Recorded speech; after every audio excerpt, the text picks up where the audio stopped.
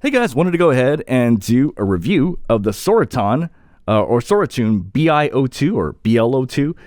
This is a re-review, and I'll tell you why. But before I go on further, I'm going to go and put some notes on the screen. Please note that whatever is on the notes is a little bit different from what's in the video. It's because whatever's in there is basically, I go in much more granular detail, basically second by second, like my thoughts as I'm listening to the music. Okay, well, that said, let's get started. So I decided to do a re-review of this because about 3 comments came in saying, man, those IEMs, this is a very, very cheap IEM, like $20. Those IEMs actually sound a lot better when you use wide bore ear tips or something that opens up the light a little bit. And after the 3rd comment on that, I was like, okay, I should probably check it out. And no, they're right. They're absolutely right. Now, my first review was basically a minute long.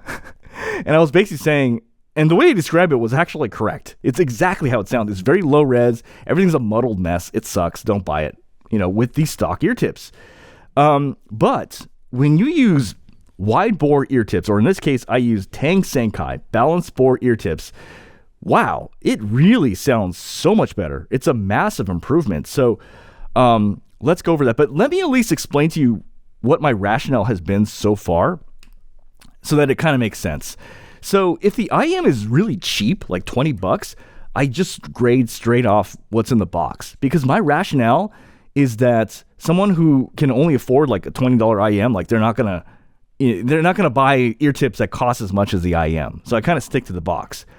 But if it's around $80 to $200 or something like that, then I'll basically, then I have 2 grades. I have a grade of, this is how it sounds off the box with the ear tips you have, and then this is how it sounds when you add, try different ear tips. However, if it's something like $300 or $400 or $500, whatever, you have no excuse. Basically at that point, it costs that much. Then at that point, I don't care. I will grade you straight off the box. If your ear tips suck, too bad, because that is unacceptable. You should put in good ear tips when it's that expensive. That's my rule, right? And so, but I also want to mention, re-reviews are actually pretty rare for me because sometimes I just don't like certain IEMs and it goes back to Whole Foods. So this just happened to be one. I keep a lot of the cheaper ones just because I think I am. Let's get right into it. So basically, let's talk bass. So the bass with the balanced bore ear tips, it gets a little bit cleaner and it's a little bit punchier, but I would still say that the bass is still a little bit muddled. So I would give it a grade of B. I'm not going to go into too much detail. I'm just going to go letter grades. If you want more details, check out the notes. I just want to keep the video short, but also focus on what I want to focus on. The sub bass is more Beats by Dre on this. So basically, if this is correct, this is how it's supposed to sound, and then this is obviously basically this is how the audio engineer and the people making the music wanted that sub bass to sound like, and this is whoa, that's Beats by Dre. That's so this is closer to Beats by Dre in terms of sub bass. In terms of female vocals, they are so much better with these ear tips. It opens up, it clears up. Vocals are full. They're not low res. Basically, when I had the old stock ear tips, it sounded very, very low res. All that clears up. It's now clean and full. The grade, I would say it's between a B and an A. And what's kind of a trip is I actually was cross-checking with the $100 Apple Explorer, and I was testing. Now, please note, I am using stock ear tips on the Apple Explorer, but when I was cross-checking these two, this had better female vocals and better bass and better sub-bass than the Apple Explorer. So right off the bat, you're seeing a $20 IEM beating a $100 IEM just by changing one ear tip, okay? It was very, very close to an A, but after a while, my rule is if I'm waffly, I'm going to choose the path of least resistance. So in this case, I'm going to give it a B, but it was very, very close to an A. A lot of the low-res situations from before are basically gone. And it's wild that an ear tip can make that much of a difference.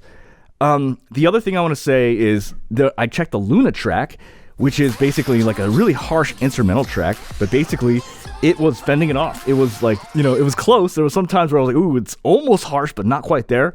But overall, it was fending it off. So this is really good with Sibilance.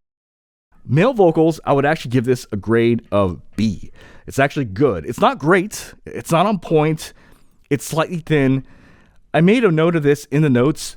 It's like, if I had to make a good allegory, it's their male vocals are about as good as like tantrum IEMs. Tantrum IEMs, they never make great sounding male vocals. It's always just a little bit thin, a little bit off, but it's not bad. It's not average. It's not terrible. It's not great. It's always just, that's pretty good. You know, it's like, And that's exactly how it sounds like for male vocals. It's just like, it's like the turkey without gravy. It's like, it's got no gravy. You know what I mean? But it's still turkey. You know what I mean? It's just, it's good, but it ain't great. So I would give this a grade of B. Interesting thing is I actually cross-checked again with the Apple Explorer. And what I found what's kind of interesting is that actually male vocals actually sounded better here than it did on the Apple Explorer. And this allowed me to dissect the Apple Explorer a little bit better.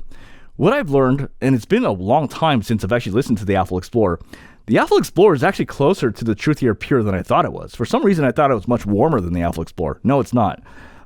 Also, this actually isn't that great with vocals. Actually, what I've noticed is it makes guy vocals sound, it's like a 4-hit combo. Okay, this is the best way I can explain it.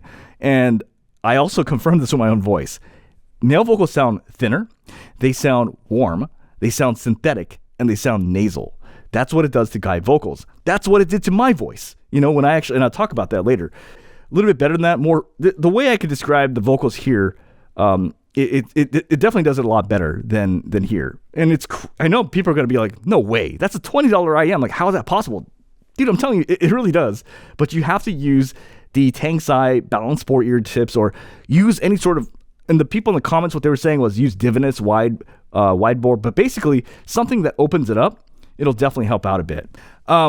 The other thing too is, lastly, Soundstage is basically, it was below average on this IM, and after all the tests. And then finally, comfort was S tier, excellent comfort. And lastly, sibilance scores are amazing on this. Basically, you're almost never going to get sibilance on this thing. So, the next thing what we're going to do is microphone comparisons. You're going to actually hear what this does to my voice. All right, so right now, I am speaking through a Samson C01U Pro, but I did a little bit of EQ to make it sound a little warmer. But this is how it sounds like when I use the Apple Explorer. Alrighty, so this is the Soratune, and basically when I listen back with my voice, it kind of sounds a little bit smoother, a little bit warmer, but like bright slanted with the Tang Sancai ear tips. So my voice kind of sounds more like this. So this is what it's doing to guy vocals.